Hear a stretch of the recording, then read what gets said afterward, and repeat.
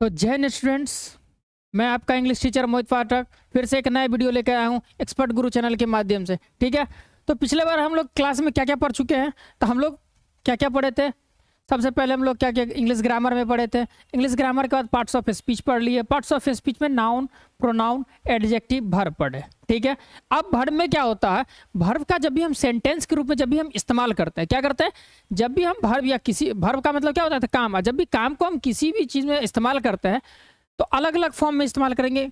अब ये फॉर्म का इस्तेमाल कहाँ से आता है, तो फॉर्म का इस्तेमाल का मतलब क्या होता है, फॉर्म का इस्तेमाल का जो मतलब होता है वो सबसे पहले होता है क्या, समय के अनुसार। क्या होता है, समय के अनुसार। समय जैसे कि क्या हो जाता है हमारा present tense, past and future, वो टेंस में अलग हम बताएंगे। देखिए समय कितने प्रकार में बटा हुआ, 3 प्रकार भागों में बटा हुआ। जो अभी हम कोई वर्तमान समय में कोई काम करेंगे, भविष्य में कोई करेंगे या बीता हुए समय में कोई करेंगे। तो जब भी समय जो बदलेगा तो काम का भी पे उसका प्रभाव भी बदलेगा। तो उसके लिए हम लोग क्या करते हैं, वर्ब फॉर्म का इस्तेमाल करते हैं। मतलब वर्बों के प्रकारों के या रूपों के का हम इस्तेमाल करते हैं। ठीक है, इसलिए आज हमारा टॉपिक का नाम क्या है, वर्ब फॉर्म। क्या है, वर्ब फॉर्म। तो सबसे पहले हम लोग का आज का टॉपिक हमारा क्या है, वर्ब फॉर्म का इस्तेमाल करते हैं। ठीक है, तो थोड़ा सा पहले कलर बदल दें पेन का, वाइट बस ठीक रहेगा। तो आज का हमारा टॉपिक क्या है, हमारा है वर्ब फॉर्म। क्या है, वर्ब मतलब क्रिया के रूपों का वर्णन करेंगे। जिसमें आपको क्या होता है, वर्ब के कितने 5 काइंड के बारे में, 5 काइंड के बारे में। कितने हैं, 5।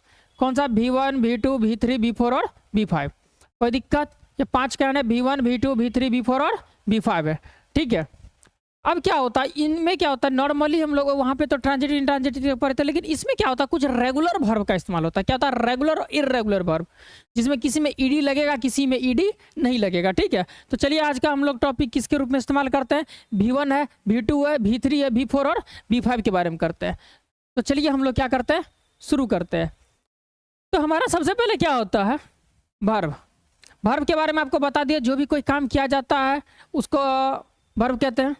ठीक है, अब क्या होता है, जब भी समय के अनुसार बदलेगा तो इसके 5 रूप में हम लोग क्या करते रहते हैं, बदलते रहते हैं। क्या करते रहते हैं, बदलते रहते हैं। तो सबसे पहले हमारा क्या आता है, वर्ब। तो सबसे पहले हमारा वर्ब के रूप, अंग्रेजी के अधिकांश वर्ब के कितने रूप होते हैं, 5 रूप होते हैं, V1, V2, V3, V4 और V5।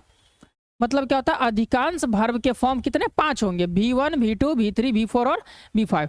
अब क्या होता है, तो अब नॉर्मल आपको एक चीज़ और बता देते हैं।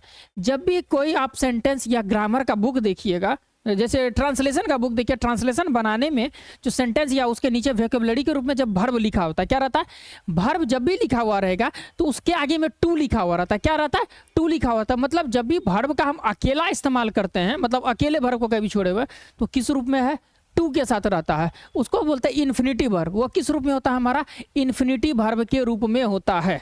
कोई दिक्कत, तो उसी को टू हटाने के बाद हम किसी भी V1 या किसी भी वर्ब फॉर्म के रूप में हम उसका इस्तेमाल करेंगे।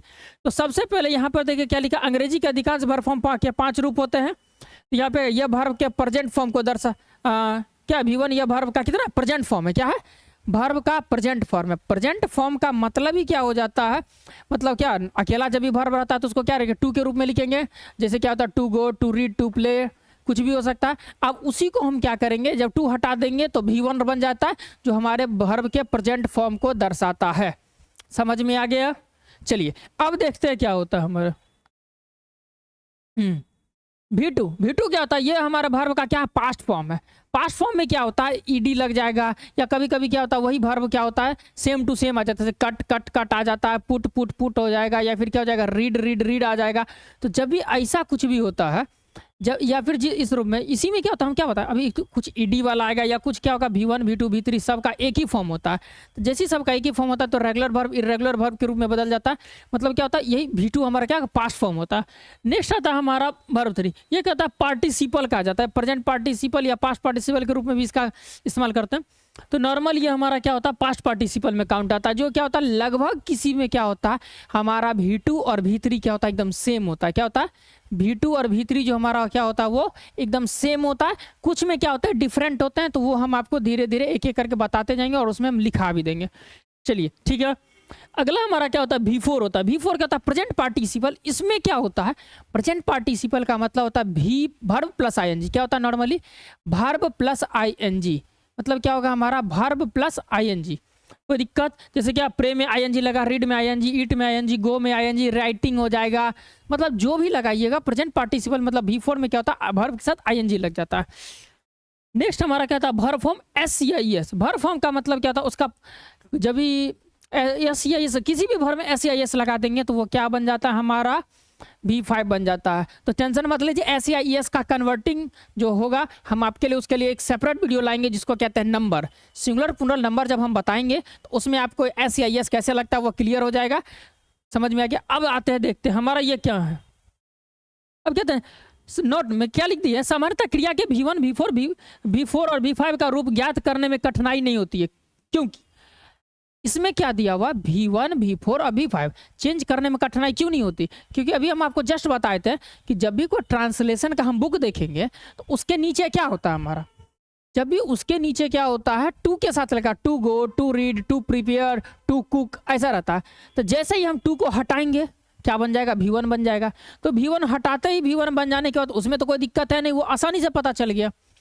V4 में समस्या क्या होता है, वर्ब की कुछ समस्या कुछ नहीं है, बस वो इतना इजी है, बस वर्ब लिखना उसके साथ आईएनजी लगा देना। क्या लगना, जैसे यहाँ पर आप एक वर्ड देख रहे होंगे, यहाँ पे जैसे आपको यहाँ पर देखना है तो आप ये देख रहे होंगे क्या लिखा हुआ है, यहाँ पे देखिए प्रे है, आईएनजी लग गया, प्रेइंग हो गया। रीड था, आईएनजी लग गया, रीडिंग हो गया। ईट था, आईएनजी लगा दी, ईटिंग हो गया। राइट में आईएनजी लग गया तो राइटिंग हो गया। मतलब ये क्या होता है, सिर्फ वर्ब के लास्ट में क्या लगा देंगे, आईएनजी लगा देने के बाद हमारा क्या बन जाता है, V4 बन जाता है। दूसरा, और V5 में इसलिए नहीं होता है क्योंकि एक नंबर उसका सेपरेट वीडियो लगेगा, आप समझ जाइए। क्या करना, बस एस या ईएस लगा देने से क्या होता है, प्लूरल बन जाता है। एस या ईएस का भी कुछ रूल होते हैं, किसी में IES लगते हैं, ठीक है, या किसी में VES में कन्वर्ट करना पड़ता है, तो वो हम आपको क्या कर देंगे, बता देंगे। कोई दिक्कत, उसका शेयर वीडियो हो जाए। मतलब सिंपल समझ लीजिए, जब एस या ईएस लगा देंगे मतलब प्लूरल जैसे किसी नंबर का बनाते हैं, मतलब किसी वर्ड का या नाउन का बनाते हैं एस या ईएस लगा करके, तो उसी तरीके से इसमें भी चेंज कर देंगे तो V5 कन्वर्ट हो जाएगा। अब सबसे डिफिकल्ट होता है हमारा V2 और V3 बनना। तो आप यहाँ पे रूप में दिखे हुए समानता क्रिया के यहाँ पे जो पढ़ लिखा V1 बनाने के लिए रूट वर्ब में क्या होता है, टू हटा देना। टू हटा देंगे मतलब इन्फिनिटी वर्ब में हटा देंगे तो क्या लग जाएगा, जैसे टू लाफ था, लाफ हटा दिए, एग्जाम्पल लिखा हुआ यहाँ देखिए क्या लगा हुआ, वर्ब बनाने के लिए रूट वर्ब से पहले लगा टू, मतलब क्या बताए, इन्फिनिटी वर्ब में टू के रूप में होता है, लगा टू को हटा दिया जाता है। क्या कर दिया जाता है, हटा दिया जाता है। जैसे टू लाभ था उसको बदल जाएगा किस में, लाभ में बदल जाएगा, जो हमारा V1 में हो जाता है। V4 में क्या बताए थे, वर्ब प्लस आईएनजी। क्या बताया, वर्ब प्लस आईएनजी बताए थे, जो लगा रहता है। कोई दिक्कत? अगला क्या होता है, जैसे टू लाभ था उसको टू को तो हटा देंगे और उसके लाभ में क्या लगा देंगे, V4 बनाने के लाफिंग हो जाता है। कोई दिक्कत, आईएनजी सिर्फ ऐड कर दिया। V5 में क्या होता है, सिर्फ एस या ईएस लगता है। क्या लगता है, वर्ब में एस या ईएस जुड़ जाएगा। कोई दिक्कत है? अगर चाहिए तो आप इसका स्क्रीनशॉट ले सकते हैं। आपको थोड़ा छोटा भी लगा,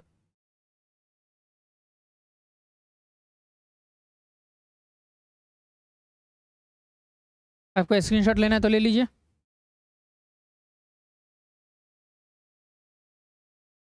चलिए, तो आप स्क्रीनशॉट ले लिए होंगे। अब आगे ले आते हैं। अब क्या होता है हमारा नोट 2 के रूप में क्या लिखा हुआ है हमारा, नोट 2 के रूप में लिखा अधिकांश वर्ब फॉर्म में क्या करते हैं, क्या लिखा हुआ, V2 और V3 फॉर्म ज्ञात करने के लिए कहते हैं अधिकांश वर्ब में क्या कहते हैं, रूट 2 में क्या डी या ईडी सफिक्स जोड़ते हैं। सफिक्स का मतलब हो जाता है वर्ड के लास्ट में जोड़ना, वर्ड के क्या जोड़ना, हमको लास्ट में जोड़ना। जैसे कि यहाँ पर आप देख चुके हैं अबेंडन है जिसमें लास्ट में क्या ईडी लगा हुआ है, एक्सेलरेट है लास्ट में ईडी लगा दिए हैं, इसमें भी वही है ना, लाफ था ईडी लगा दिए। एडमायर था, एडमायर में भी क्या लास्ट में ईडी लगा करके V2 और V3 में कन्वर्ट कर दिए। हेल्प था, हेल्प में भी ईडी लग गया, हेल्प्ड हो गया। जंप है, जंप में क्या था, जंप में भी ईडी लगा दी, जंप्ड हो गया, ये भी जंप्ड है।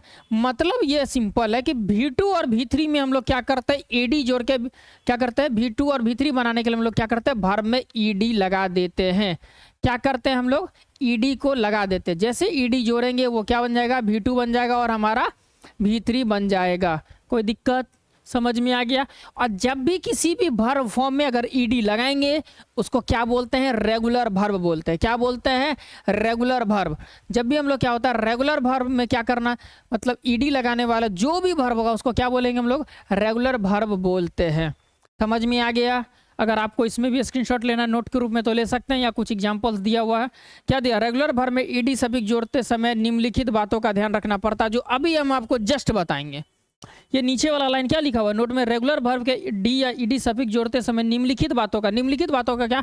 अब हम आपको धीरे धीरे कुछ रूल बताएंगे। क्या बताएंगे? कुछ रूल बताएंगे। अब ये रूल क्या होगा? कम से कम हम आपको 6 रूल बताएंगे।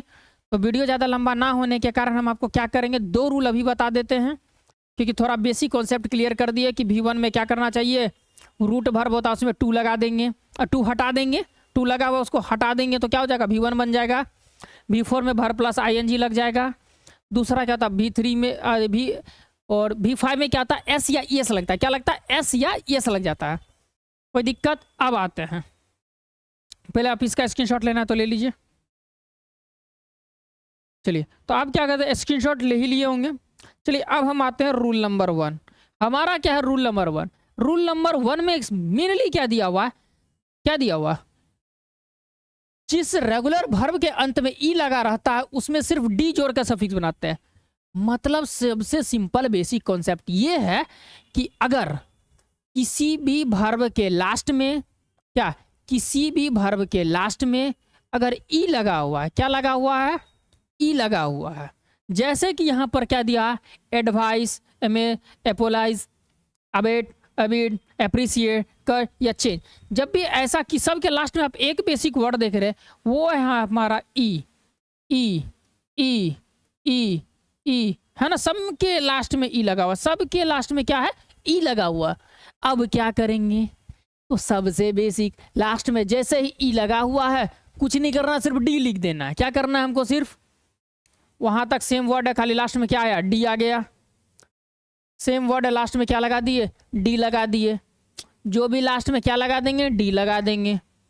लेकिन ये सब क्या होना चाहिए? रेगुलर वर्ब होना चाहिए। तो रेगुलर वर्ब के लास्ट में अगर ई लगा हो तो डी लगा देंगे। देखिए, डी लगा हुआ है, सब के लास्ट में डी लगा हुआ है। ये सब के लास्ट में क्या? एक ये देखिए, आपको एक लगेगा ये थोड़ा सा डिफरेंट वर्ड आ गया। इसका एक ये भी होता है वर्ड, और दूसरा एक इसका ये भी हो जाता है, इसका भी इस्तेमाल किया जाता है। समझ में आ गया? अब क्या होता है? एप्रिसिएट है, इसमें भी डी लगता है, सेम है, इसमें भी है और इसमें भी है। मतलब कुछ नहीं करना, बस सिंपल बेसिक रूल याद रखना। वैसा रेगुलर वर्ब जिसके लास्ट में क्या लगा होना चाहिए? क्या लिखा होना चाहिए? ई लिखा होना चाहिए। तो उसमें हम क्या करेंगे? सिर्फ डी लगा देंगे। एडी वाला फीलिंग आ गया? कोई तकलीफ नहीं है, लास्ट में बस ई लगा हो, डी लिख दीजिए, B2 B3 बन गया। एकदम सिंपल है, कोई दिक्कत? इसको भी अगर स्क्रीनशॉट लेना तो आप ले सकते हैं। चलिए, तो आप क्या किए होंगे? स्क्रीनशॉट ले ही लिए होंगे। अब एक रूल और हम बताते हैं, वो हमारा रूल है क्या? अगर वैसा रेगुलर वर्ब, क्या होगा? वैसा रेगुलर वर्ब जिसके लास्ट में ई नहीं लिखा हुआ है। अब ई नहीं लिखा है तो क्या करेंगे?